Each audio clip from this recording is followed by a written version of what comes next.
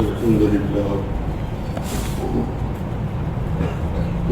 لله الذي أودع الأسماك والأرضين من كان نبيا وآدم بين الماء والطين والصلاة والسلام على سيد المرسلين وعلى آله وأصحابه أجمعين أما بعد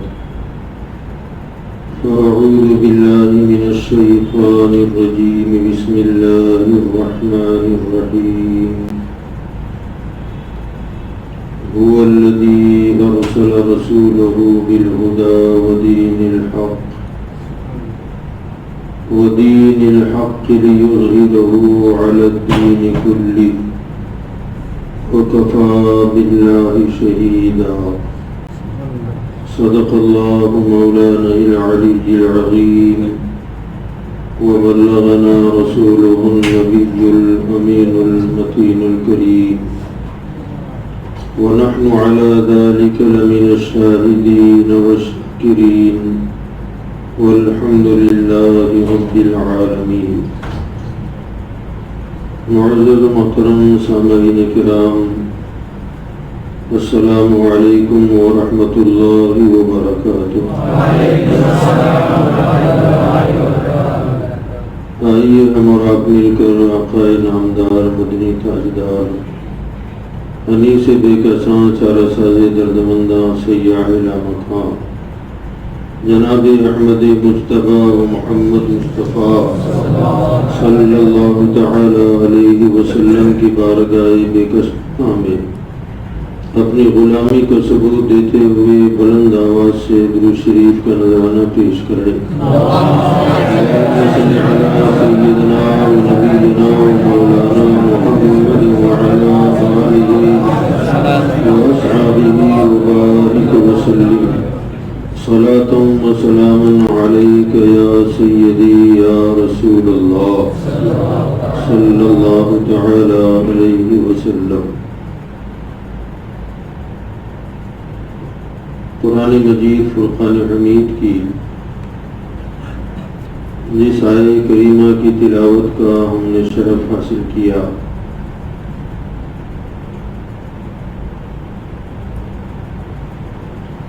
اس کا ترجمہ اور چند تفسیری فوائد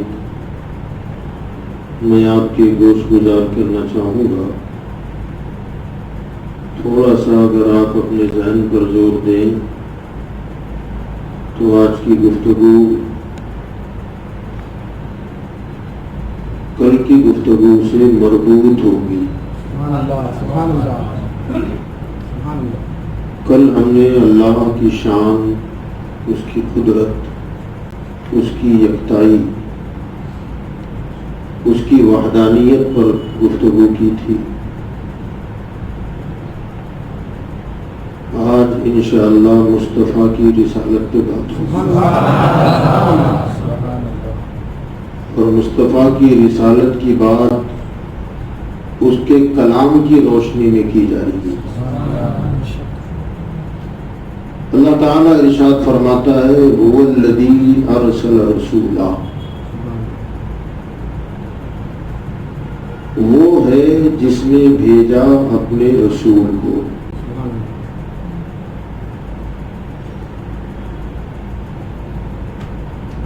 ہوا جو ہے ہوا آیت جہاں شروع ہو رہی ہے وہاں لفظ ہوا ہے اور ہوا کے بعد ہے الذی.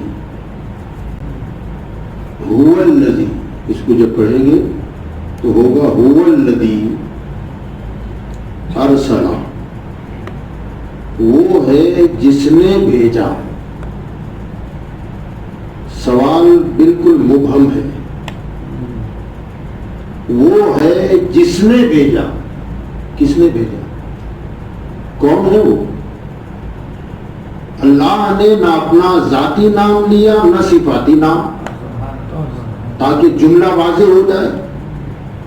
اگر چاہتا تو یوں بھی ہو سکتا تھا هو اللہ الذی ارسل رسولہ، وہ اللہ ہے جس نے اپنے رسول کو بھیجا.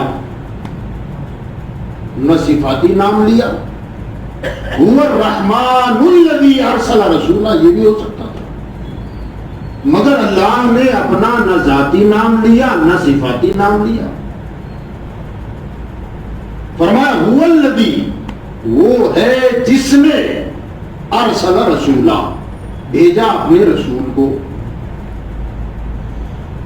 تو ہوا جو ہے نا، ہوا یہ ضمیر کہلاتی ہے، اور ضمیر کا اس وقت تک پتہ چلتا نہیں جب تک کہ اس کا مرجع سامنے نہ ہو. الذی اس میں موصول ہے، اور اس میں موصول کا بھی اس وقت تک نہیں پتہ چلتا جب تک کہ اس کا صلہ سامنے نہ آئے. میں تھوڑا اردو میں آپ کو اس کو سمجھا دوں تاکہ آپ کے ذہن کے قریب آئے. مثلا میں یہ کہوں کہ زید آیا اور اس نے قرآن پڑھا، تو اردو زبان میں جو اس نے ہے نا، یہ ضمیر ہے اور اس کا مرجع ہے زید. یہ اس نے زید کی طرف لوٹے گا. میں کہوں زید آیا اور اس نے قرآن پڑھا، تو آپ سمجھ گئے قرآن کس نے پڑھا، کیونکہ یہ اس نے لوٹ رہا ہے زید کی طرف. اور اگر میں خالی یہ کہوں کہ اس نے قرآن پڑھا، اس نے قرآن پڑھا، کہیں گے کس نے پڑھا. یہ اس نے کا پتہ اس وقت تک نہیں چلتا جب تک اس کا مرجع کہیں پایا نہ جائے. اسی طرح الذی اس میں موصول ہے. مثلا میں یہ کہوں مولانا وسیم صاحب سے کہ آپ کو اس نے سلام کہا، تو یہ کہیں گے کس نے سلام کہا ہے. سمجھ میں آئے گا کچھ؟ اور میں یہ کہوں کہ آپ کو اس نے سلام کہا ہے جس نے آپ کو ٹوپی بھیجی تھی، تو یہ جس نے جو ہے نا، یہ اس میں موصول ہے اور ٹوپی اس کا صلہ ہے. یہ ٹوپی بتا دے گی کہ سلام کس نے بھیجا ہے. سلام بھیجنے والا کون ہے یہ ٹوپی بتائے گی. تو جس نے جو لفظ ہے نا کہ آپ کو اس نے سلام کہا، جس نے، یہ اس میں موصول ہے. آپ کو ٹوپی بھیجی تھی، تو یہ ٹوپی جو ہے یہ اس کا صلہ ہے. اب اس کو آپ سمجھ جائیں گے آسانی سے انشاءاللہ. اللہ فرماتا ہے هو الذی ارسل رسولا، وہ ہے جس نے بھیجا اپنے رسول کو. تو یہ رسول جو ہے نا، یہ صلہ ہے. یہ رسول بتائے گا کہ کس نے بھیجا، وہ کون ہے جس نے مجھے بھیجا. اب اللہ تعالیٰ کا انداز بیان جو ہے وہ اس طرح ہے. آخر اللہ نے یہاں اپنے نام کو پوشیدہ کیوں رکھا، چھپا کے کیوں رکھا ہے؟ اپنا نام ظاہر نہیں کر رہا ہے کہ میں کون ہوں. ہوا کے ذریعے بتا رہا ہے، الذی کے ذریعے بتا رہا ہے، مگر اس کا اشارہ آگے جا رہا ہے رسول. فرمایا اسے دیکھو نا. مولا ایسا کیوں؟ فرمایا لوگوں تمہاری آنکھ میں وہ طاقت کہاں جو مجھے دیکھ سکے، تمہارے کانوں میں وہ قوت سماعت کہاں جو مجھے سن سکے. تمہارے حواس اور ادراک سے میں ورا الورا ہوں. تم مجھے نہ دیکھ سکتے ہو، نہ براہ راست سن سکتے ہو، نہ مجھے چھو سکتے ہو. مولا کیسے جانے؟ تو مثال دوں آپ کو. مثلا کوئی عالم فاضل بڑا قابل آدمی آئے اور آ کر کے وہ پہلی مرتبہ آئے ہمارے شہر میں، اب اسے کوئی جانتے ہی نہیں ہے، اور وہ آپ کو اپنی بات سنانا چاہیں کہ رکیے میں بیان کروں، تو آپ سوچیں گے پتہ نہیں کون آئے. اگر ہمارے شہر کا کوئی مشہور و معروف عالم دین جس کے علم و فضل کا لوہا صورت والے مان چکے ہوں، اب وہ آنے والا یہ سوچے کہ یار یہ مجھے نہیں جانتے، وہ یہ کہے کہ لوگوں وہ جو فلاں کے علم کے ڈنکے بج رہے ہیں میں اس کا استاد ہوں. اپنا تعارف اپنے شاگرد کے ذریعے کروائے جس نے اپنے علم کا لوہا منوا لیا ہو. تو لوگ یہ سوچیں گے کہ وہ اس کے استاد ہیں، تو جس کا شاگرد ایسا ہے اس کا استاد کیسا ہوگا؟ اندازہ تو لگے گا نا، پتا تو چلے گا کہ جس کا شاگرد ایسا ہے اس کا استاد کیسا ہوگا۔ تو اللہ تعالیٰ نے یا اسی نہج پر کلام فرمایا کہ لوگوں وہ ہے جس نے بھیجا، ارسل رسولہ، جس نے بھیجا اپنے رسول کو۔ لوگوں تم مجھے دیکھ نہیں سکتے، تم مجھے سن نہیں سکتے، تمہارے حواس میرا ادراک نہیں کر سکتے، میں رسول کو بھیج رہا ہوں، انہیں دیکھو، خدا کی شان سمجھ میں آ جائے گی، تمہیں پتا چلے گا کہ جس کا رسول اتنا شان والا ہے تو بھیجنے والا خدا کتنا شان والا ہے۔ اس کے جمال کو دیکھو تو خدا کے جمال کا اندازہ ہونے لگے گا، اس کے کمال کو دیکھو تو خدا کے کمال کا اندازہ ہونے لگے گا، رسول کے علم کو دیکھو تو خدا کے علم کا اندازہ لگا سکو گے، رسول اللہ کے علم کو دیکھو تو خدا کے علم کا اندازہ لگا سکو گے، خدا کے مصطفیٰ کے پاور کا اندازہ لگا لو، دیکھ لو تو خدا کے اختیار کا پتہ چل جائے گا۔ اللہ تعالیٰ نے اس طریقے سے بات فرمائی، وہی ہے، وہ ہے جس نے بھیجا اپنے رسول کو۔ کیا مطلب؟ لوگوں تم رسول کو دیکھ سکتے ہو نا، مجھے نہیں دیکھ سکتے، رسول کو سن سکتے ہو، مجھے نہیں سن سکتے، تمہارے حواس میرے مصطفیٰ کا ادراک کر سکتے ہیں، میرا ادراک نہیں کیا جا سکتا، لہذا میں اپنا تعارف بھی اپنے نبی کے ذریعے کروا رہا ہوں، اسے دیکھو اور خدا کو سمجھو، رسول کو دیکھو اور خدا کو سمجھو، ان کا جمال دیکھو گے، خدا کا جمال سمجھ میں آنے لگے گا۔ اعلیٰ حضرت فاضل بریلوی رحمۃ اللہ علیہ کیا فرماتے ہیں؟ اٹھا دو پردہ، یہ آج کے زمانے کے لیے، اٹھا دو پردہ، دکھا دو جلوہ، یہ نور باری حجاب میں، نور باری اللہ کا نور پردے میں، آقا ذرا پردہ ہٹا دے، جلوہ دکھا دے، کہ کیوں؟ فرماتے زمانہ تاریک ہو رہا ہے، زمانے میں بہت اندھیرا چھا گیا ہے، اور مہر کب سے نقاب میں ہے، سورج نقاب کیے ہوئے ہے، آقا ذرا پردہ ہٹا دے تو یہ ساری ظلمتیں چھٹ جائیں، سارا اندھیرا چھٹ جائے، ان کے جمال کو دیکھو تو خدا کے جمال کا اندازہ ہونے لگے کہ جس کا بنایا ہوا ایسا ہے تو بنانے والا کیسا ہوگا۔ سبحان اللہ۔ حضرت جابر کی روایت، حالانکہ حضور صلی اللہ علیہ وسلم نے خود اپنے بارے میں یہ فرمایا، یا ابا بکر لم یعرفنی غیر حقیقت ربی، فرمایا ابو بکر میری اپنی حقیقت جو ہے، میری حقیقت، اس حقیقت کو سوائے میرے رب کے کوئی نہیں جانتا، میری حقیقت کو۔ اور بیان بھی کس سے کر رہے ہیں؟ ابو بکر صدیق سے، جس نے سب سے زیادہ رسول کو دیکھا ہے، سب سے زیادہ جس کو قرب ملا ہے، اس ذات سے مخاطب کر کے فرما رہے ہیں، ابو بکر میری حقیقت کو میرے رب کے سوا کوئی نہیں جانتا۔ کیا مطلب؟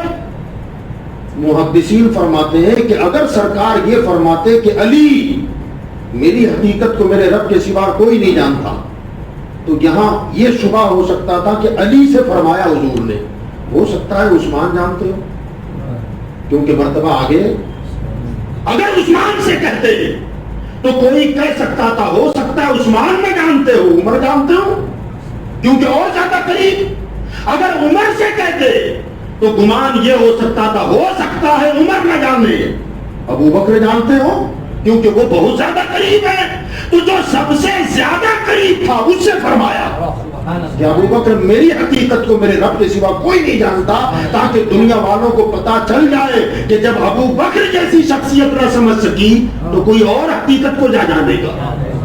اب اللہ تعالیٰ نے جب حضور کو بھیجا نا تو اس شان کے ساتھ بھیجا کہ فرماتے ہیں کہ اللہ تعالیٰ نے اپنے حبیب کے چہرے پر غیرت محبت کی وجہ سے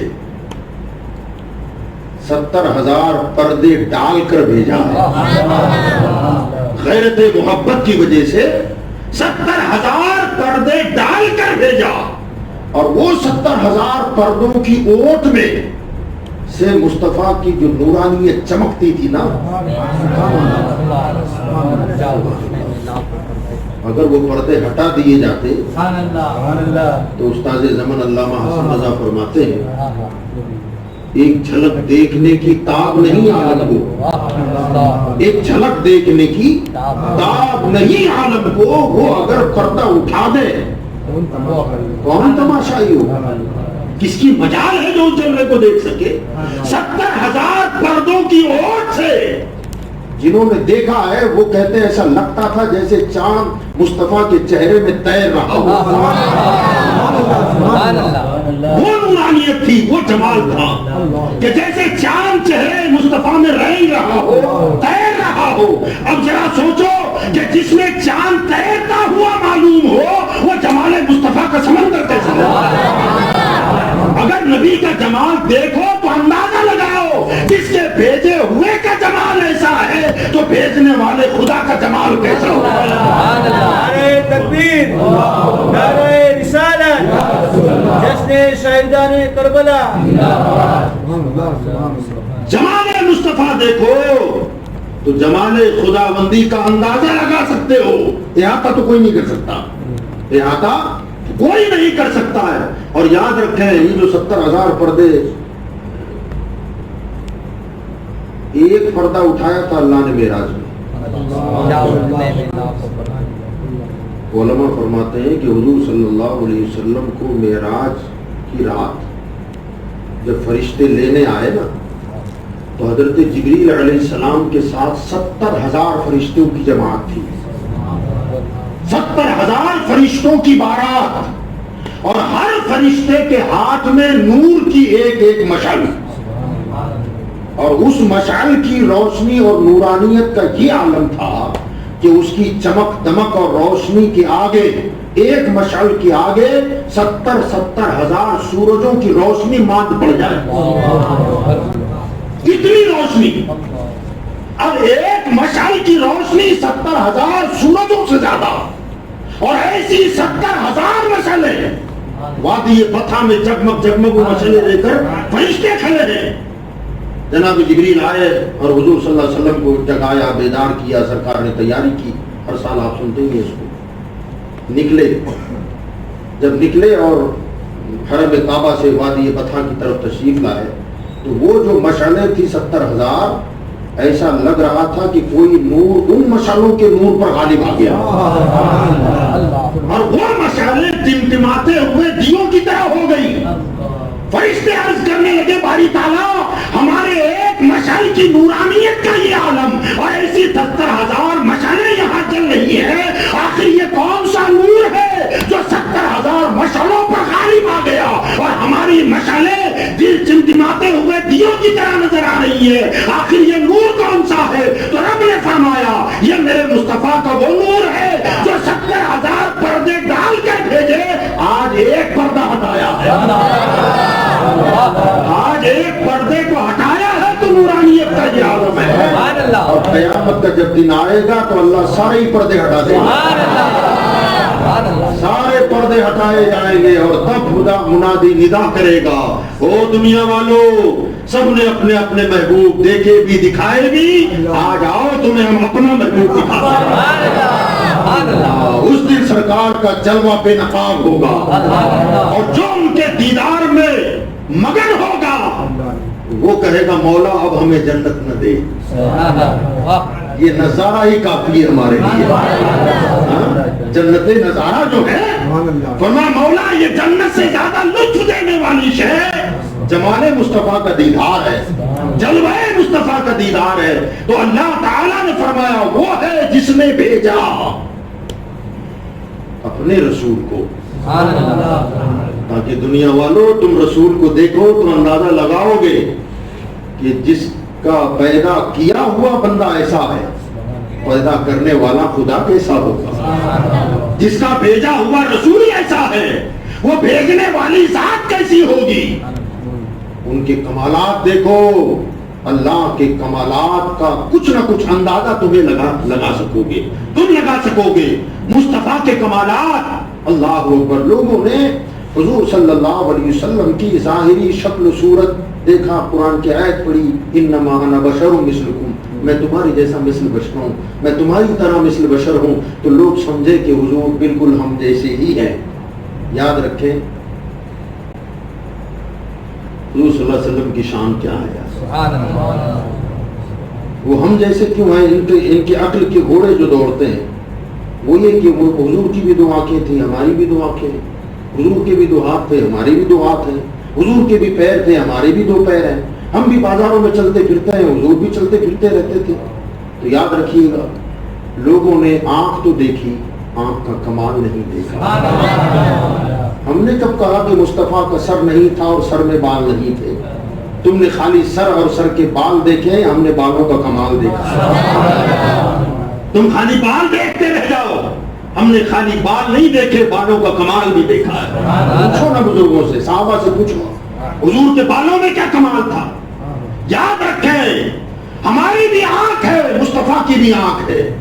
ہم جب دیکھیں تو صرف مخلوق کو دیکھیں، جب وہ دیکھیں تو مخلوق کو بھی دیکھیں اور خالق کو بھی دیکھیں۔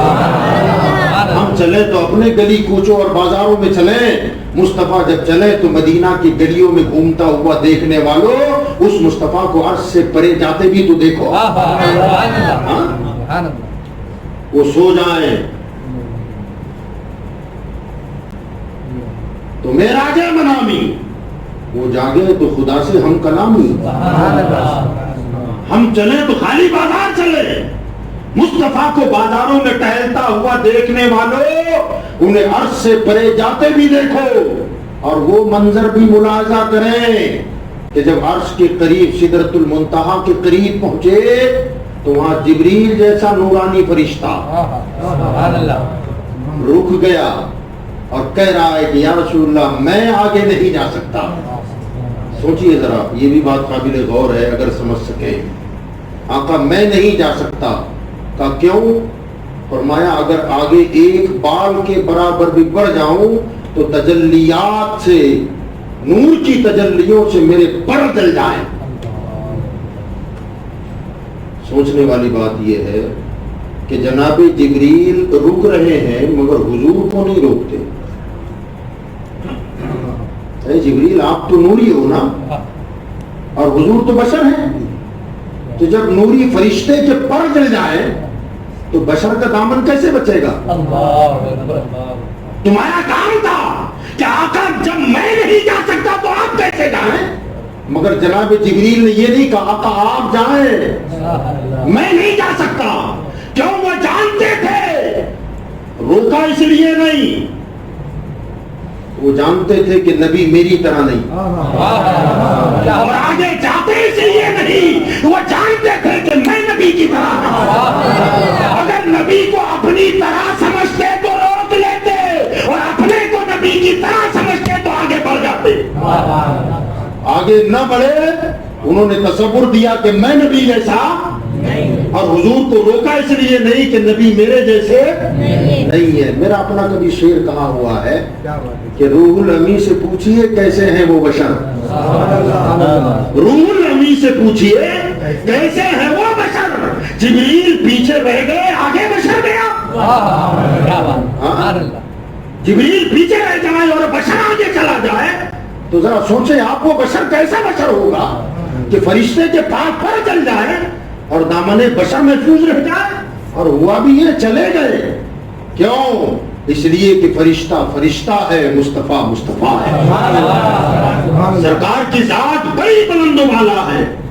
تو اللہ تعالیٰ نے اپنا تعارف بھی اپنے رسول کے ذریعے سے کرایا، ان کی معرفت سے کرایا کہ لوگوں انہیں دیکھو، خدا کی عظمت و جلالت سمجھ میں آنے لگے گی۔ خدا کی عظمت و جلالت۔ اعلیٰ حضرت فاضل بریلوی ایک جگہ فرماتے ہیں کہ نہیں وہ میٹھی نگاہ والا، خدا کی رحمت ہے جلوہ فرما۔ اگر محبت بھری نظر کسی پر ڈال دینا تو وہ نظر نظر مصطفیٰ نہیں ہے، اللہ کی رحمت برس رہی ہے۔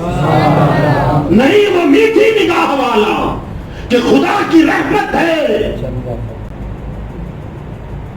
غضب سے ان کے خدا بچائے، جلال باری تاب میں ہے۔ اگر نظر اٹھا دے تو اللہ کی رحمت ہے، اور غضبناک ہو جائے تو خدا کا جلال ہے۔ لوگ کہتے ہیں ہم جیسے ہیں، اور ان کی محبت بھری نظر میں اللہ کی رحمت ہے، اور وہ غضبناک ہو جائے تو خدا کا جلال ہے۔ اور کہاں یہ بات اور کہاں ہماری آپ کی بات۔ اور اعلیٰ حضرت فاضل بریلوی فرماتے ہیں سبحان اللہ، اللہ نے اسی لیے تعارف جو کرایا، نبی کو دیکھو، ان کے کمالات دیکھو، اللہ کے کمالات کا اندازہ لگا سکو گے۔ نبی کی قدرت دیکھو، اللہ کی قدرتوں کا اندازہ لگا سکو گے۔ کیا اعلیٰ حضرت فرماتے ہیں، جنہوں نے کہا کہ ہم جیسے ہیں، اعلیٰ حضرت فرماتے ہیں کہ ممکن میں یہ قدرت کہاں، ممکن میں، ممکن ہم اور آپ واجب الفنا یا جائز الفنا۔ فرماتے ہیں جنہوں نے کہا کہ حضور ہم جیسے ہیں، ظاہری بدن کو دیکھ کر، ظاہری حلیوں کو دیکھ کر، ظاہری قد و قامت کو دیکھ کر جنہوں نے کہا ہم جیسے ہیں، تو اعلیٰ حضرت نے دیکھا کہ واقعی مصطفیٰ کا بھی سر ہے، میرے بھی سر ہے، ان کی بھی آنکھیں ہماری بھی آنکھیں، ان کا بھی قد و قامت ہے، ہمارا بھی قد و قامت ہے، وہ بھی کھاتے پیتے ہیں، ہم بھی کھاتے پیتے ہیں۔ فرماتے ہیں کیا انہیں اپنا جیسا کہوں؟ ظاہری بدن کو دیکھ کر اگر میں انہیں اپنا جیسا کہوں تو ہم جیسوں میں یہ قدرت کہاں؟ ڈوبا سورج پلٹانے کی طاقت ہم جیسوں میں ہے، چاند کو اشارہ کر کے پھاڑ دینے کی طاقت ہم میں ہے، کنکریوں سے کلمہ پڑھوانے کی طاقت ہم میں ہے، درختوں کو بلانے کی طاقت ہم میں ہے، انگلیوں سے پانی کے چشمے نکال دینا ہماری طاقت ہے۔ فرماتے ممکن میں یہ قدرت کہاں؟ اشارہ کر دیں تو صاف آسمان پر بادل چھا جائیں۔ ایک صحابی رسول جمعے کا دن تفاق پڑ گیا، مدینے بارش ہی نہیں ہو رہی ہے، حدیث پاک میں جمعے کے دن سرکار دو عالم صلی اللہ علیہ وسلم خطبہ کے لیے ممبر پر تشریف لائے، خطبہ پڑھ رہے تھے، وہ دیہات کے آدمی تھے، کھڑے ہو گئے اور کھڑے ہو کے کہنے لگے یا رسول اللہ صلی اللہ علیہ وسلم، کرم فرمائے جانور بھوکے مر رہے ہیں، جنگلوں میں چارہ نہیں ہے، گھاس نہیں ہے جانوروں کو چرنے کے لیے، اور ہماری فصلیں برباد ہو گئی، دعا کرے کہ باران رحمت کا نزول ہو جائے۔ سرکار دو عالم صلی اللہ علیہ وسلم نے منبر پر کھڑے کھڑے دعا یا جملے فرمائے، ابھی خطبہ دے کر کے منبر سے اترے نہیں تھے، جھماجھم بارش شروع ہو گئی، بارش برسی۔ صحابہ فرماتے ہیں کہ ہم اپنے کپڑوں کو سمیٹتے ہوئے گھر گئے، اب گھر گئے تو کیا ہوا؟ فرماتے ہیں جمعہ آیا، گزر گیا، سنیچر، اتوار، پیر، منگل، بدھ، جمعرات، جمعہ، جمعے کے دن پھر لوگ بھیگتے بھیگتے مسجد میں آئے، سرکار منبر پہ خطبہ دینے کے لیے کھڑے ہوئے تو وہی پچھلے ہفتے والے کھڑے ہو گئے، کہ یا رسول اللہ پہلے پانی نہ ہونے کی وجہ سے مر رہے تھے، اب پانی زیادہ ہو گیا تو گھر گر رہے ہیں، کچے مکانات تھے، دیواریں گر رہی ہیں، فصلیں پانی زیادہ ہونے سے کہیں خراب ہونے کا اندیشہ ہو رہا ہے، سرکار کرم فرما دے۔ آقا نے فرمایا تم ہی کہہ رہے تھے نا برسا نہیں ہے، برسا دے، تو برسنے دے۔ تو کہا یا رسول اللہ اتنا کرم کر دے، صحابی کا عقیدہ بھی دیکھیں، اس پر محدثی نے ذرا کلام کیا ہے، وہ کلام یہ کیا، ابھی بارش کا موسم چل ہی رہا ہے، پرسوں بارش ہوئی، کل ہوئی کہ کل آج بھی نہیں ہوئی، ہو سکتا ہے کل ہو جائے، کل نہ ہو تو پرسوں ہو جائے، کبھی آئے کبھی شام کو آیا، پھر اٹک گیا، پھر صبح آیا، صبح آیا پھر دوپہر میں آ گیا، دوپہر میں نہیں آیا تو شام کو آ گیا، تو کبھی اٹکتا ہے، کبھی برستا ہے، کبھی رکتا ہے، کبھی برستا ہے۔ خدا جب اپنی مرضی سے برسائے تو کبھی شام کو برسائے، صبح نہ برسائے، صبح برسائے تو شام کو نہ برسائے۔ اب یہ جمعے سے جمعہ آ گیا، کیا بات ہے، مولا یہ رکتا کیوں نہیں ہے؟ تو قدرت کا نقیب آواز دیتا ہے، جب اپنی مرضی سے برساتا تو کبھی روکتا اور کبھی برساتا، اب تو آمنہ کے لال کی مرضی سے برسا ہے، اس کے کہنے پر برسایا، جب تک وہ نہ نہیں کہے گا یہ رکنے والا نہیں ہے۔ نعرہ تکبیر، نعرہ رسالت، شان مصطفیٰ، شہدائے کربلا، سبحان اللہ۔ شارحین حدیث فرماتے ہیں کہ پہلے رکتا تھا، برستا تھا، وہ مرضی خدا تھی، اور اب جب برسنا شروع ہوا تو مصطفیٰ کے لب ہلے تو شروع ہوا. قدرت کا نقیب کہتا ہے جب تک وہ لب نہیں ہلیں گے یہ رکنے والا نہیں ہے. وہ سرکار نے فرمایا برس جانے دے, تو کہتا تھا نا کہ بارش نہیں ہے. وہ صحابی کہنے لگے رسول اللہ کچے مکان گرے. سرکار اتنا کرم کر دے کہ شہر میں نہ برسے, جنگلوں میں برسے. سرکار ممبر پر ہی تھے, ایسے انگلی کا اشارہ کیا, اے اللہ ہم پر نہ برسا, ہمارے ارد گرد برسا, ہم پر نہ برسا, ہمارے ارد گرد برسا. فرماتے ہیں کہ ابھی انگلی نیچے نہیں آئی تھی, مدینے کا آسمان صاف ہو گیا. نماز کے بعد لوگ اپنے اپنے گھروں پہ گئے. صحابہ کا بیان ہے ہم اپنے مکانوں کی چھت پہ چل کے دیکھ رہے تھے کہ مدینہ کے جنگلوں میں برس رہا ہے اور مدینے میں پانی کا ایک قطرہ نہیں ہے. حضرت امام احمد رضا فاضل بریلوی رحمۃ اللہ علیہ کہتے ہیں یا رسول اللہ جن کو سوئے آسماں پھیلا کے جل تھل بھر دیے, جن کو سوئے آسماں پھیلا کے جل تھل بھر دیے, صدقہ ان ہاتھوں کا پیارے ہم کو بھی درکار ہے. یا رسول اللہ آپ ہاتھ آسمان کی طرف کر دیں تو جل تھل ہو جائیں. وہ گورے گوری رنگت والے ہتھیلیوں کا صدقہ ہمیں بھی تو چاہیے, آقا ہم پر بھی برسا دیں. یا رسول اللہ ہم پر بھی کرم فرمائیں. تو یاد رکھیے گا اعلیٰ حضرت فرماتے ہیں کہ ممکن میں یہ قدرت کہاں. بارش برسانا کس کی قدرت ہے؟ بولو. روکنا, سورج نکالنا, غروب کرنا, چاند کا چمکانا, سب اللہ کی قدرت. مگر اشارے پر مصطفیٰ کے گردش کر رہے ہیں. حضور اشارہ کرتے تو ڈوبا سورج پلٹ رہا ہے. آسمان پہ بادل نہیں, اشارہ کرے تو بادل چھا جائے. حضرت فرماتے خالی جسم کو دیکھ کر اپنا جیسا کہوں تو اپنے جیسوں میں یہ قدرت کہاں ہے یار, یہ طاقت, یہ پاور کہاں ہے. اب یہ طاقت و قوت اور اختیار دیکھ کر گمان کہیں اس طرف نہ چلا جائے کیا یہ خدا ہے؟ کیونکہ قدرت طاقت جو کام ہو رہے ہیں یہ خدائی کا, یہ اللہ کی قدرت والے کا. مردوں کو زندہ کرنا کس کی شان ہے؟ صحابی رسول کے 2 بچے, مشہور بات حضرت علامہ عبدالحق محدث دہلوی نے مدارج النبوہ میں لکھا ہے. حضرت جابر نے دعوت کی سرکار کی, گھر آئے, بکری کا بچہ ذبح کیا, گوشت کے ٹکڑے کیے, بیوی کو پکانے کے لیے دیا, حضور کو بلانے گئے کہ تم ادھر تیار کرو میں سرکار کو بلاتا ہوں. اتنے میں دونوں بچوں نے ذبح کرتے اور کٹنگ کرتا ہوا دیکھا تو بڑے نے چھوٹے سے کہا کہ میں بتاؤں کہ ابا نے کیسے بکری ذبح کی. تو اس نے کہا کیسے؟ کہا لیٹو. کوئی چھری اٹھائی اور چھری اٹھا کر کے جیسے ابا نے کیا تھا, کمسینی تھی, بچپنا تھا, اور چھری چلاتی چل گئی. اور جو چل گئی تو حلق کر گیا, بیٹا ذبح ہو گیا. اب جیسے ہی بیٹے کے بھائی کے حلق سے خون نکلا, کٹا ہوا اور انتقال کر گیا, خود کے منہ سے چیخ نکلی. ماں دوڑتی ہوئی باہر آئی تو کیا دیکھتی ہے کہ بڑے کے ہاتھ میں چھرا ہے اور چھوٹا ذبح ہوا پڑا ہے. اب ماں دوڑتی ہوئی آئی تو بڑا بھائی, بڑا لڑکا گھبرا گیا کہ اب امی سزا دے گی. وہ دوڑتا ہوا مکان کی چھت پہ چڑھ گیا, دیوار کے سہارے اوپر چڑھا, اور ماں کے خوف سے جب اوپر جا رہا تھا دوڑتا ہوا پیر پھسلا زمین پہ گرا, جگہ پر انتقال ہو گیا. اب واقعی صحابہ کی محبت تھی, یہ انہیں کا جگر تھا. اللہ ان کے دلوں میں اللہ نے جو محبت رسول ڈالی تھی, اللہ ان محبتوں کی چند قطرے ہمیں بھی عطا فرمائے. دعوت ہے رسول اللہ کی, اور ایک نہیں 2 بیٹے موت کے گھاٹ اتر گئے. کیا ہوتا اگر آج کی ہماری ماں بہنیں ہوتی؟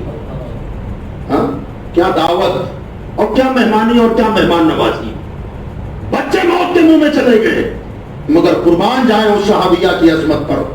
دونوں بچوں کو اٹھایا, گھر میں لے گئی اور لے جا کر کپڑا ڈھانک کر کے سلا دیا, لٹا دیا. دعوت میں ذرہ برابر بھی فرق نہیں آنے دیا. اللہ کے پیغمبر آنے والے ہیں, اللہ کے حبیب آ رہے ہیں. دعوت کا اہتمام ہوا, صحابہ آئے, سرکار آئے, دسترخوان سج گیا. میرے آقا نے فرمایا جابر تمہارے بچے کہاں ہیں؟ تو کہا رسول اللہ شاید باہر گئے ہوں گے. تو کہا نہ ان کو بلاؤ, جب تک وہ نہیں آ جاتے ہم کھانا نہیں کھائیں گے.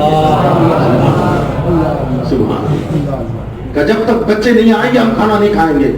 تو شوہر دوڑتا اندر چلا گیا, کہ بچے کہاں ہیں؟ تو بیوی کی آنکھ میں آنسو آ گیا کہ کوئی بہانہ بنا دے، تو کہا بہانہ تو بنا دیا، لیکن سرکار کہیں جب تک وہ نہیں آئیں گے کھانا نہیں کھائیں گے۔ کہ حقیقت یہ ہے کہ آپ کے جانے کے بعد یہ واقعہ ہو گیا۔ کہ آپ کا جب سرکار پوچھ رہے ہیں تو بتانا تو پڑے گا۔ دونوں میاں بیوی نے دونوں بچے اٹھائے، سرکار کے پاس لائے، کہا رسول اللہ یہ ہو گیا ہے۔ میرے آقا صلی اللہ علیہ وسلم نے حکم دیا قم باذن اللہ، سبحان اللہ، دونوں بچے زندہ ہو گئے۔ مردوں کو زندہ کرنا یہ شان اللہ کی ہے۔ اب اگر انہیں اپنا جیسا کہے تو یہ طاقت و پاور کیسا، یہ قدرت و اختیار کیسا، اور ان طاقت و قوت و اختیار کو دیکھ کر کیا ہم یہ گمان کریں کہ وہ خدا ہے؟ تو آن حضرت فرماتے ہیں ممکن میں یہ قدرت کہاں؟ اب اگر انہیں واجب کہوں تو واجب میں عبدیت کہاں؟ واجب بمانا خدا، واجب الوجود کہا جاتا ہے۔ اگر اسے انہیں خدا کہوں تو پھر یہ نماز کس کی پڑھتے ہیں؟ اللہ معبود ہے، عابد نہیں ہے۔ اللہ نماز اپنے لیے پڑھواتا ہے، وہ خود نماز نہیں پڑھتا۔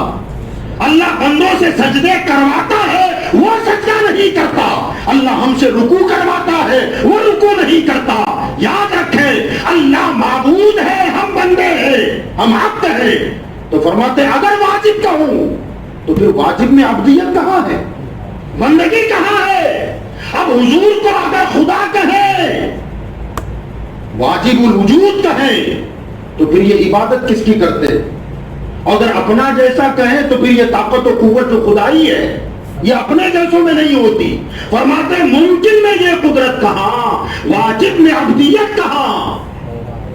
حیران ہوں یہ بھی ہے خطا، یہ بھی نہیں وہ بھی نہیں۔ سبحان اللہ، نہ اپنا جیسا بول نہ خدا بول۔ ہاں فرماتے ہیں ممکن میں یہ قدرت کہاں اور واجب میں عبدیت کہاں؟ حیران ہوں یہ بھی ہے خطا، خدا کہو تو خطا، اپنا جیسا کہو تو خطا، پھر کیا ہے؟ تو فرماتے حق یہ کہ ہے عبد الہ، حق یہ ہے کہ وہ اللہ کے عظیم الشان بندے ہیں۔ فیصلہ دیکھیں آپ، شریعت و طریقت کا ایسا سنگم ہے یہ کہ واقعی یہ امام احمد رضا ہی کا حق تھا۔ کتنے لوگ تصوف کی ڈگر پر چڑھے تو پھسل گئے، اور کتنے لوگ شریعت پر چلتے چلتے تصوف کا انکار کر دیا۔ اعلیٰ حضرت نے شریعت و طریقت دونوں کو لیا اور ایسا کمال کر دیا کہ ممکن میں یہ قدرت کہاں، واجب میں عبدیت کہاں؟ حیران ہوں یہ بھی ہے خطا، یہ بھی نہیں وہ بھی نہیں، حق یہ کہ ہے عبد الہ اور عالم امکا کے شاہ۔ یہ عالم امکا جو ہے نا، وہ پہلے جو تھا نا ممکن میں یہ قدرت تھا، یہ ممکن ہی کا مخفف ہے عالم امکا۔ فرماتے حق یہ کہ ہے عبد الہ اور عالم امکا، جتنا ممکنات ہیں ان کے شہنشاہ ہے۔ ساری کائنات میں اللہ کے علاوہ جو کچھ ہے فرمایا سب میں شہنشاہ ہے اور اللہ کے خاص بندے ہیں۔ برزخ ہے وہ سر خدا، یہ بھی نہیں وہ بھی نہیں۔ برزخ ہے وہ سر خدا، یہ بھی نہیں وہ بھی نہیں، برزخ۔ سبحان اللہ۔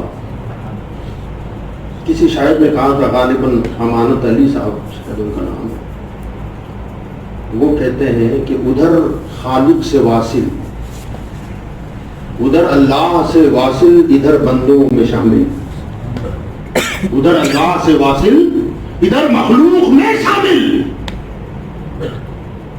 وہ برزخ کبریٰ ہے حرف مشدد کا۔ حرف مشدد کسے کہتے ہیں؟ ادھر خالق سے اللہ سے واصل، ادھر مخلوق میں شامل۔ برزخ کسے کہتے ہیں؟ اعلیٰ حضرت فرماتے ہیں برزخ ہے وہ سر خدا۔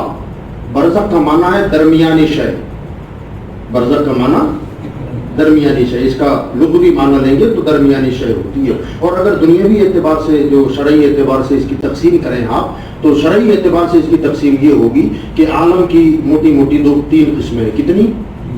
تین۔ ہم ابھی جہاں ہیں یہ ہے عالم دنیا۔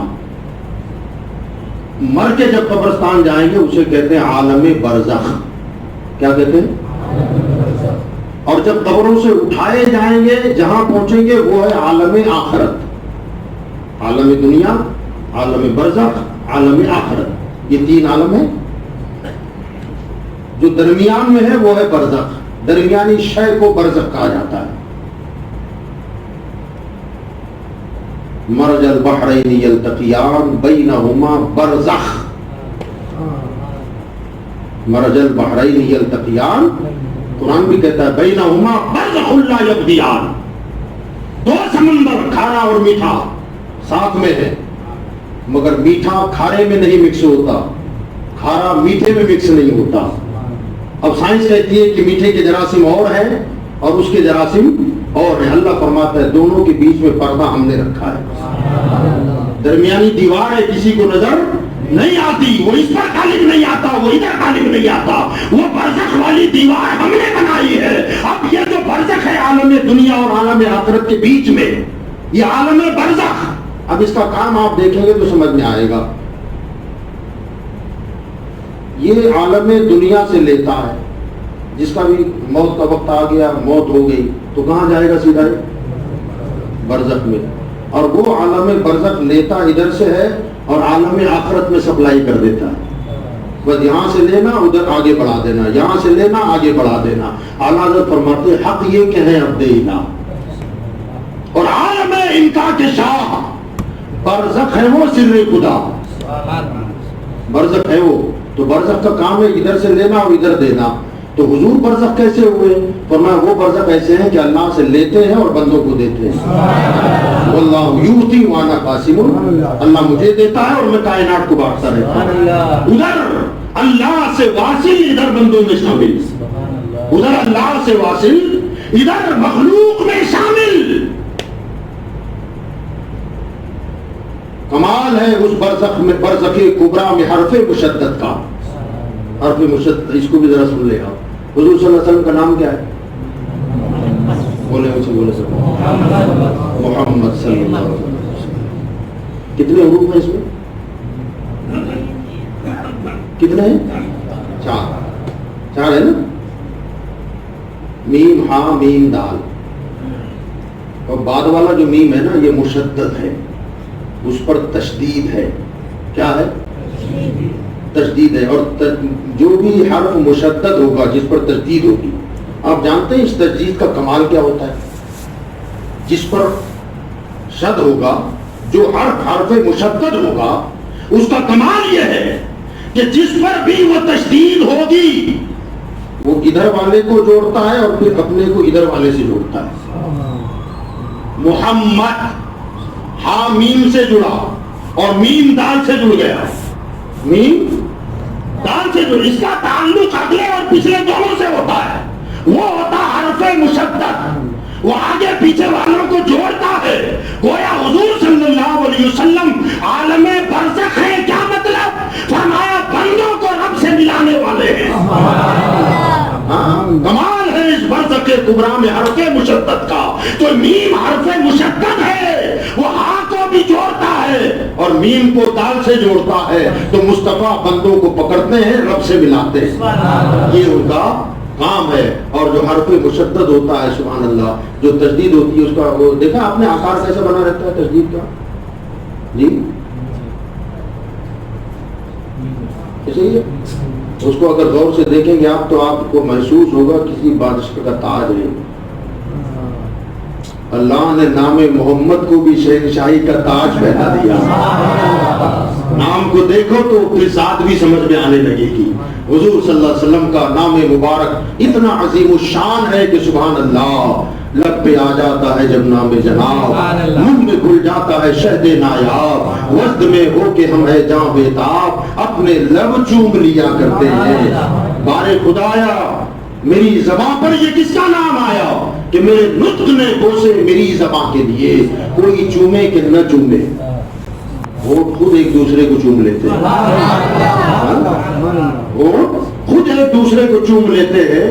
کہے ہم تم چڑھتے رہو نا، یہ کیوں چوما، وہ کیوں چوما، وہ کیوں چوما۔ اللہ فرماتا ہے میرے پیارے کا نام ہی ایسا ہے کہ تو چڑھتا رہے، تیرے وہ خود ہی چومتے رہیں گے۔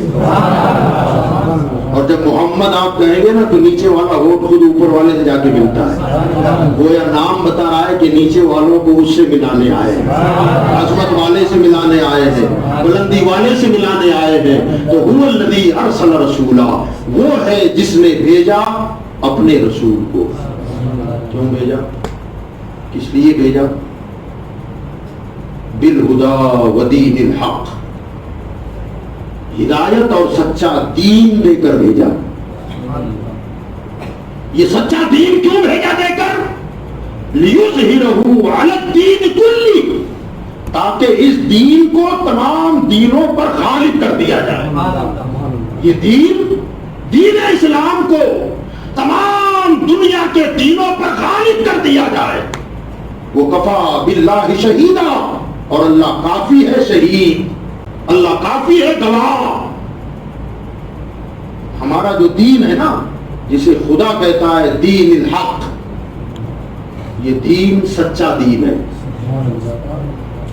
یہ دین, ہاں, ان الدین عند اللہ الاسلام, اللہ کے نزدیک پسندیدہ دین اگر کوئی ہے تو دین اسلام. اس کے علاوہ کوئی اور دین اللہ کو پسند نہیں ہے. تو اللہ کا رسول پسندیدہ, اس کا دین بھی پسندیدہ, اور جو اس دین میں آ جائے وہ قوم بھی پسندیدہ. اللہ کی پسندیدہ قوم ہے جو اس دین کو قبول کرے, جو اس دین کو مانے, اس کے اعمال کو اپنائے اور اس کے احکامات پر عمل کرے. تو گویا وہ قوم بھی اللہ کی پسندیدہ قوم ہے. یاد رکھے, خدا جس دین کو سچا دین کہے, اللہ جس دین کو اپنا پسندیدہ دین کہے, تو کتنا بے وقوف ہوگا وہ انسان جو اس دین سے دوری اختیار کرے. یاد رکھیں, اللہ تعالی ہمارے دین اور اسلام کے قبول کرنے کا محتاج نہیں ہے. اللہ ہم اگر قبول کریں گے تو کیا اللہ کی شان بڑھ جائے گی؟ ہم جو مانے ہوئے ہیں اللہ رسول کو, دین کو, اسلام کو, تو کیا ہمارے ماننے سے اللہ کے دین کی شان بڑھنے والی ہے؟ اور اگر ہم سب چھوڑ دیں تو معاذ اللہ, کیا اللہ کا دین گھٹ جائے گا؟ اس کی شان گھٹے گی؟ نہیں. قرآن میں اللہ فرماتا ہے, یا ایھا الذین آمنوا من یرتد منکم عن دینہ, اے ایمان والو اگر تم میرے دین کو چھوڑ بیٹھو, من یرتد, ارتداد, مرتد ہو جاؤ. یا ایھا الذین آمنوا من یرتد منکم عن دینہ, اگر تم میرے دین سے ارتداد اختیار کرو, اسے چھوڑ جاؤ, فسوف یأتی اللہ بقوم یحبونہم ویحبونہ, اور قریب ہم ایسی قوم کو کھڑا کر دیں گے نا, ایسی قوم کو کھڑا کر دیں گے کہ وہ اللہ سے محبت کرے گی اور اللہ ان سے محبت کرے گی. تو اللہ ہمارا محتاج نہیں ہے, ہم اپنے دین کے محتاج ہیں. اب اگر کسی کو دینی قانون, شریعت کے قوانین اگر کسی کو برے لگتے ہو تو اس کا مطلب یہ نہیں ہے کہ وہ برے ہیں. یاد رکھیں, ہمارے دین کا ہر قانون ایسا قانون ہے جو ہر زمانے میں لائق عمل ہے. لوگ کہتے ہیں اسے بدلو, اسے بدلو, اسے بدلو. بدلنے کی کوششیں ہو رہی ہیں اور دنیا لاکھ بدلنا چاہے, اے قول محمد قول خدا فرمان نہ بدلا جائے گا. بدلے گا زمانہ لاکھ مگر قرآن نہ بدلا جائے گا. دنیا کا ہر قانون 10, 20, 25, 50 سال کے بعد لائق عمل نہیں رہتا, اسے بدلنا پڑتا ہے. حالات ہیں, حالات کا تقاضا ہے, چیلنجز ہوتے ہیں, تبدیل کرنا پڑتا ہے, بدلتے ہیں نا دنیا کے قانون. تو ہم کہتے ہیں میرے بھائی یاد رکھو, دنیا کے قانون اس لیے بدلنے پڑتے ہیں کہ دنیا والوں نے بنائے. آج جو قانون بن رہا ہے نا, تو آج کے قانون بنانے والے آج کو دیکھتے ہیں, آنے والے کل کو نہیں. 20 سال کے بعد کیا حالات ہوں گے انہیں پتا نہیں ہے, مگر دین اسلام کا قانون اس کا عطا کردہ ہے جس کی بارگاہ میں ماضی, حال, مستقبل سب ہاتھ جوڑ کے کھڑے ہیں.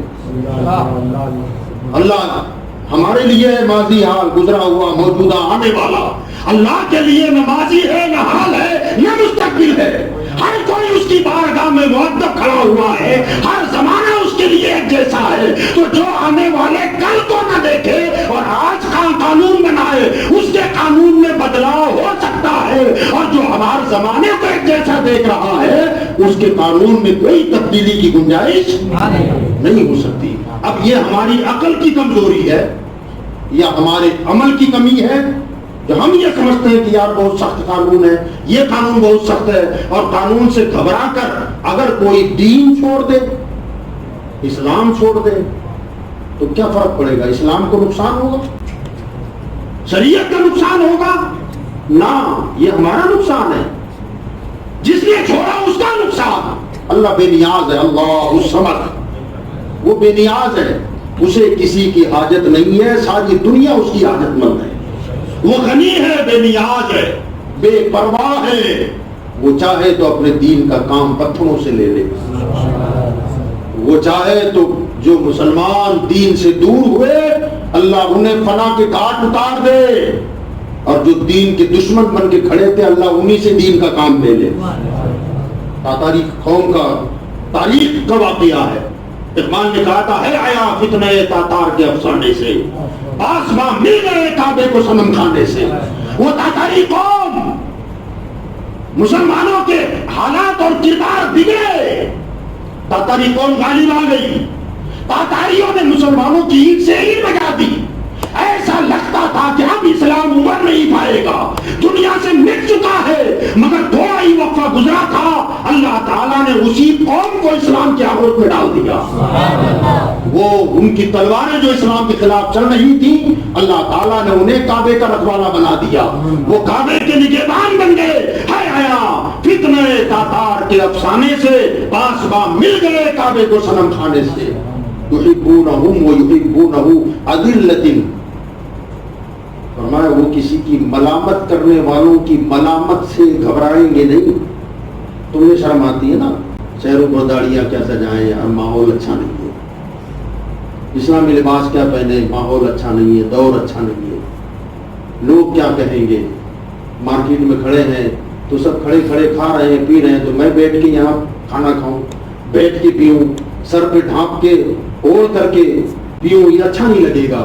تمہیں ملامت کرنے والے ملامت کریں گے، حیا آتی ہے۔ اللہ فرماتا اگر تم یہ روش اختیار کرو گے ہم تمہیں کنارے کر دیں گے، اور تم کو کنارے کر کے ہم کسی اور کو کھڑا کر دیں گے، اور پھر جس کو کھڑا کریں گے وہ ہوگا کہ وہ ہم سے محبت کرے گا، ہم اس سے محبت کریں گے، اور پھر اس قوم کو کسی کی ملامت کرنے والی کی ملامت کا کوئی خوف نہیں ہوگا، کیونکہ محبت کرنے والا کسی کی ملامت سے کبھی شرماتا شرمائے گا؟ محبت کرنے والا، سبحان اللہ۔ مثال کے طور پر ہم کو مثال دینا ہوتی ہے، جس سے ہم آپ محبت کرتے ہیں، لگاؤ ہے، چاہت ہے۔ آپ شادی میں جا رہے تھے، آپ نے چاہا کہ کوئی اچھا لباس پہن کر کے جائیں، آپ نے نکالا الماری سے کباڑ میں سے لباس، اور اپنی اہلیہ سے اپنی محبوبہ سے آپ نے کہا کہ اسے ذرا پریس کر دیں، لیکن اس نے کہا کہ نہ یہ دے، یا پھر اس نے دوسرا دکھایا یہ پہنو، یہ اس پر بہت جمتے ہیں آپ، بہت اچھا لگتا ہے، آپ نے پہن لیا، پریس ہو گئی، پہن کے آ گیا۔ اب اگر جہاں آنا تھا فنکشن میں، شادی میں آئے آپ، وہاں آنے کے بعد آپ کے 10 دوستوں نے کہا کیا پہن لیا یار، یہ کون سے کپڑے پہن کے آیا؟ آپ کا کہیں گے بھیا تیری تعریف ہو کہ نہ ہو مجھے کوئی پرواہ نہیں، میں جس سے محبت کرتا ہوں اسے اچھا لگتا ہے نا تو مجھے بھی اچھا لگتا ہے، برابر سمجھ رہے نا؟ ہم کیا کہیں گے بھائی تجھے تھوڑی دکھانا ہے کہ میں کیا ہوں، میں کیسا لگ رہا ہوں تجھے تھوڑی دکھانا ہے۔ جو مجھ سے محبت کرتا ہے، میں جس سے محبت کرتا ہوں اسے اچھا لگے، پھر کسی کو جیسا لگے اس کی مرضی ہے، میں تو اس کی رضا پہ راضی ہوں۔ جب ہم اپنی بیوی کا دیا ہوا لباس کسی کی برائی کرنے سے ہمیں کوئی آر محسوس نہیں ہوتی، ہم خوشی سے پہنتے ہیں کہ ہم جس سے محبت کرتے ہیں اسے اچھا لگنا چاہیے بلا تمثیل۔ ہم اپنے ہولیے کو، اپنے کردار کو، اپنے ظاہر کو، اپنے باطن کو دنیا والوں کو دکھانے کے لیے نہ کہیں، کام وہ لے لیجیے تم کو جو میرا چہرہ داڑھی والا مدینے والے کو اچھا لگتا ہے نا، اب کسی کو جو چاہے جیسا لگے، مجھے اس سے کیا لینا دینا، میں یہ لباس میرے آقا کو اچھا لگتا کھڑا ہے, دنیا لاکھ ہنستی رہے, مجھے اس سے کیا ہے. میرے مصطفیٰ اگر خالی ایک مرتبہ تبسم فرما دے, یوں مسکرائے کہ جان سی کلیوں میں پڑ گئی, یوں مسکرائے کہ جان سی کلیوں میں پڑ گئی, جب لب گشا ہوئے تو گلستان بنا دیا. دنیا چاہے جو کرے, حضور کو جو اچھا لگتا ہے غلام وہ کرے, امتی وہ کرے. تو یاد رکھیں, ہم کو آپ کو یہ سچا دین اللہ نے عطا فرمایا جو اللہ کے یہاں پسندیدہ ہے, ہمیں اس کو اپنے کلیجے سے لگا کے رکھنا ہے. آج ہم کوششیں کر رہے ہیں, جتنا ہو سکتا ہے قانون کے دائرے میں رہ کر کے ہم کوشش کریں گے بھی, اس سے پہلے بھی کیا ہے اور بھی کریں گے, مگر ہم قانون نافذ کرنے کا ڈیمانڈ کس سے کر رہے ہیں؟ مداخلت نہ کی جائے, 3 طلاق کا مسئلہ ہو, ایک سے زیادہ بیویوں کا مسئلہ ہو, یا دیگر جو مسلم پرسنل لاء میں مداخلت کی جا رہی ہے, ہم احتجاج کریں یا جو بھی کریں. میں کہتا ہوں بھائی ان کے نزدیک تو کوئی لائق عمل چیز ہی نہیں نا, وہ جو چاہیں قانون بنائیں. میں سمجھتا ہوں کہ میں اپنے گھر میں اسلام نافذ کر دوں بس, دنیا والوں سے منوانے جائیں گے آپ, میرے دین کا قانون یہ ہے, میرے مذہب کا قانون یہ ہے, تم یہ نافذ کرو, یہ نافذ کرو. ارے بھائی وہ مانتا ہی نہیں ہے تو نافذ کیوں کرے گا؟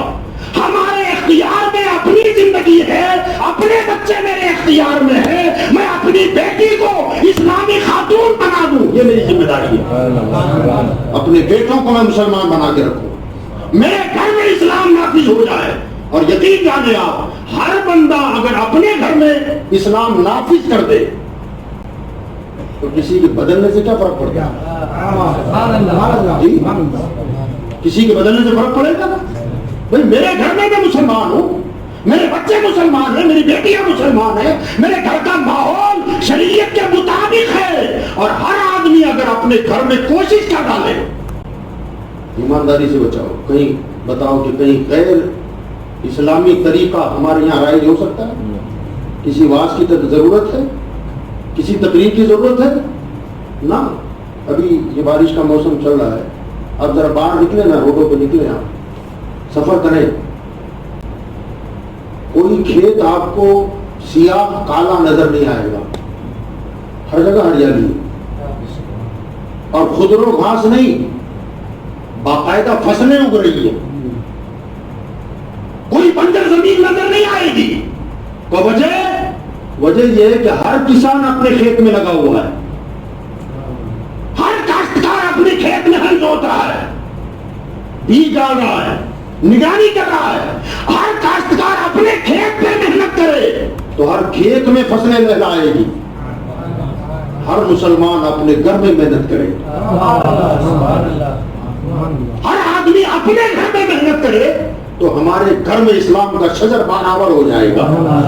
اس میں پھل بھی نکلیں گے, پھول بھی نکلیں گے, اور دنیا دیکھ کر دنگ رہ جائے گی, میں نے چاہا کیا تھا اور یہ ہو کیا گیا ہے, ہم نے کیا چاہا تھا اور یہ کیا ہو گیا ہے. تو ضرورت اس بات کی ہے کہ اللہ تعالیٰ نے جو فرمایا کہ میں نے سچا دین دے کر اپنے رسول کو بھیجا ہے, اور یہ ایسا دین ہے کہ اگر تم اس کو اپنے کلیجے سے لگا کے رکھو تو یہ دین دنیا کے سارے مذہبوں پر غالب آ جائے گا, اور غالب ہے الحمدللہ.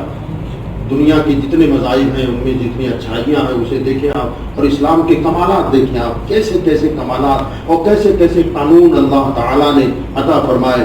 سبحان اللہ. ہمارے ایک عظیم مفکر نے ایک بات کہی تھی, میں وہ بات بتا دوں آپ کو اور اپنی بات کو ختم کر دوں. تو اسلام کے اوپر ایک اعتراض یہ ہوا تھا کہ بیٹی اسلام کے نظریے کے اعتبار سے بیٹی کو باپ کی پراپرٹی میں اتنا حصہ ملے گا جو ایک بیٹے کو ملتا ہے, اس کا آدھا حصہ بیٹی کو دیا جائے گا. یہ اسلام کا قانون ہے. جیسے بیٹے کے حصے میں 1 لاکھ روپیہ ہے تو 50,000 روپے بیٹے کے حصے میں آئے گے. تو کسی معترض نے اعتراض کیا, کیا بیٹا اور بیٹی ایک باپ کی اولاد نہیں ہے تو اسے 1 لاکھ روپے اسے 50,000 کیوں؟ انہوں نے اتنا پیارا جواب دیا, دیکھیں آپ, اسلام میں کہیں لوچ نہیں ہے. وہ فرماتے ہیں کہ بیٹی کو 50 ملا اور بیٹی گئی اپنے شوہر کے گھر, اس کا نان نپتا سکنا کپڑا لتا رہنا سہنا کس کے ذمہ ہے؟ لے کے گئی کیش 50، اس میں خرچہ ہے کچھ؟ دوا کھانے کا، بچوں کی پرورش کا، گھر بنانے کا، کپڑے بنانے کا کوئی خرچہ نہیں ہے، بالکل بیلنس ہے۔ وہ 50 لے کے گئی اور اس کا جو شوہر ہے وہاں سے لاکھ وہ پائے گا، دونوں کو ملا کے کتنا ہو؟ تو تم نے کیسے کہہ دیا خسارے کے؟ اس کو خرچہ کچھ نہیں ہے، یہ اپنے 50 لے گئی، ادھر شوہر کے لاکھ لائی، دیر ہو گئے اور 50 اس کے جمع ہے۔ اب یہ لڑکے کو جو 1 لاکھ ملا، اس کی بیوی ادھر سے 50 لائے گی، دیر ہوا کہ نہیں ہوا؟ کمی کسی کا ہوگی؟ دونوں برابر ہے نا؟ ہماری سمجھ کا پھیر ہے، ورنہ یہ قانون وہ ہے جو اللہ کا عطا کرتا ہے، اللہ نے ہم کو دیا ہے، اس میں رد و بدل کی کوئی گنجائش نہیں ہے۔